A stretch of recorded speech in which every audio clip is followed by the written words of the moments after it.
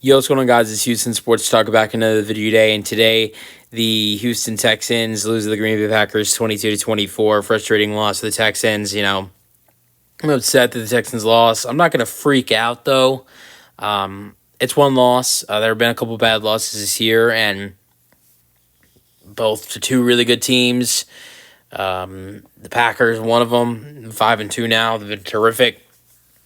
Vikings, another team who've been absolutely outstanding as well, that the Texans lost to.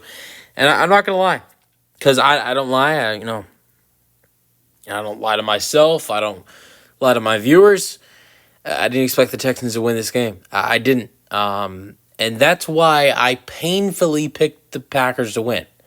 Obviously, it's one of those predictions where, even though, it'd be nice for your game pick predictions, a lot of people do, I do, where you pick, you make a prediction for each game, and you keep a tally and a record. That's one where, all right, if you get the win, if you add that to your win total, to your tally, it'd be nice, but it hurts more. That's one where, for me, as I picked the Packers to win, I secretly wanted, I wanted the Packers to lose. But I wasn't feeling confident going in this game for the Texans. Obviously, I wanted them to win. I hoped they could go win.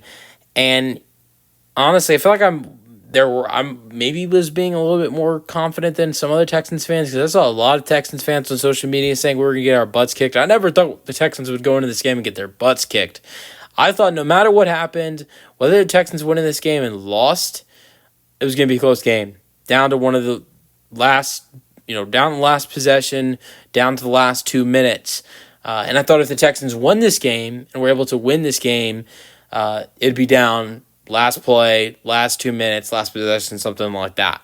But I thought it was going to be one of the reasons why I thought it was going to be hard to win this game is because, defensively, without so many starters, really took a tough hit at the linebacker position in this game. Also, without Nico Collins, offensively hurts.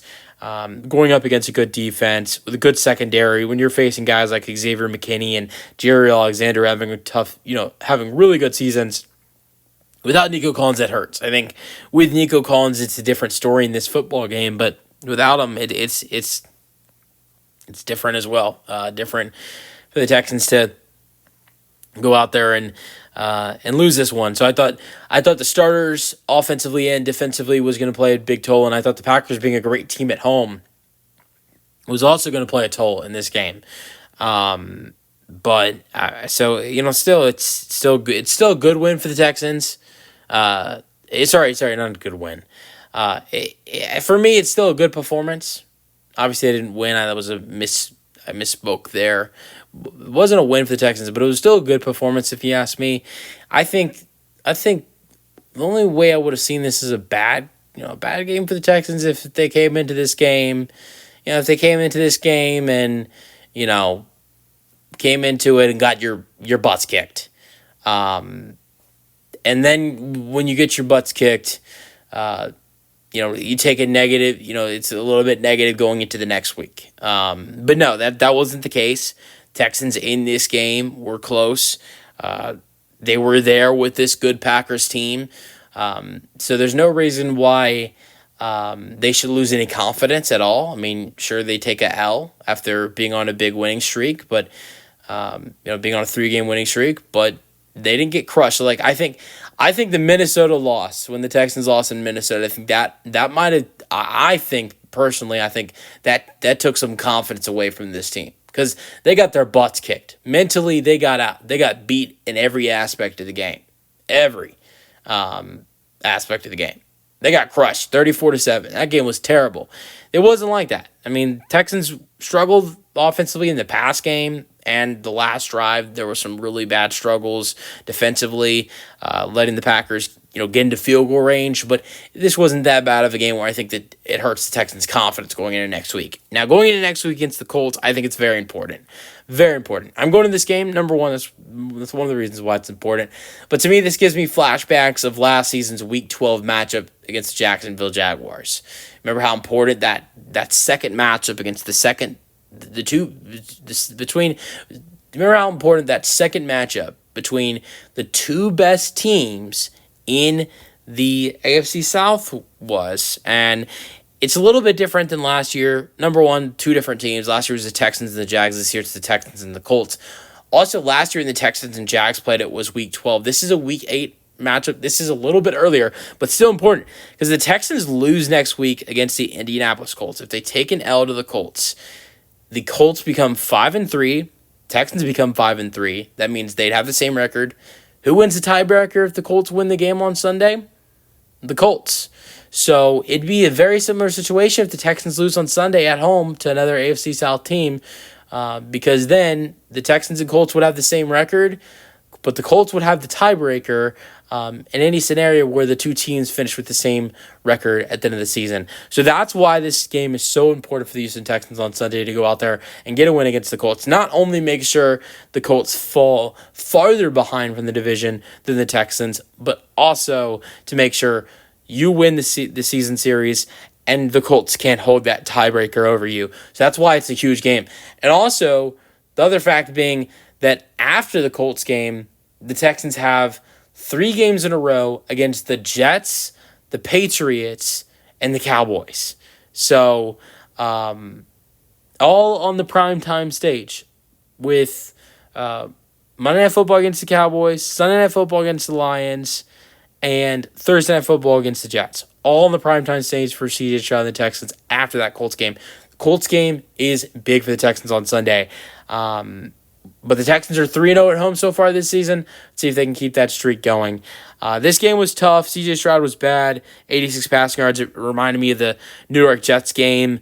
This performance reminded me of a couple things of last year. I mean, CJ Stroud's performance reminded me of his performance back in New York. Although the defense today was a lot better than they were in that New York game, and the run game was a lot better today in this game than they were in the New York game. I think last year in that terrible loss to New York where CJ Stroud played terrible, I think if the Texans had a Joe Mixon playing that good for them and the defense playing better against Zach Wilson, the Jets, I think would have been a lot more closer than. I think the original score was 30-7 or something like that. It was like 30-6. But yeah, I thought CJ played one of his worst games, probably, if not his worst game of the season. Sorry, if not his worst game of his career. His second worst game of his career. The only one beating it is the one in New York. And but I think there were positives outside the defense having a struggling last drive. The defense did go out there and make plays. Neville Hewitt had a huge interception in this game. They had multiple stops against good offense. Jordan Love only threw for 220 passing yards against this Texans defense. Threw 2 interceptions. Kalen Bullock had another interception. There were positives for this defense. I thought so. Going up against a good offense on the road, shorthanded as well. So now if you can just go ahead and get those guys back that were hurt on the defensive side next week against the Colts, I like the Texans' chances. But the way CJ Stroud played today reminded me of the New York game, and the way the defense collapsed in the last drive reminded me of the Atlanta game, where the defense collapsed in the last possession last year, and the Texans lost to the Falcons on a game-winning field goal by Younghoe Koo.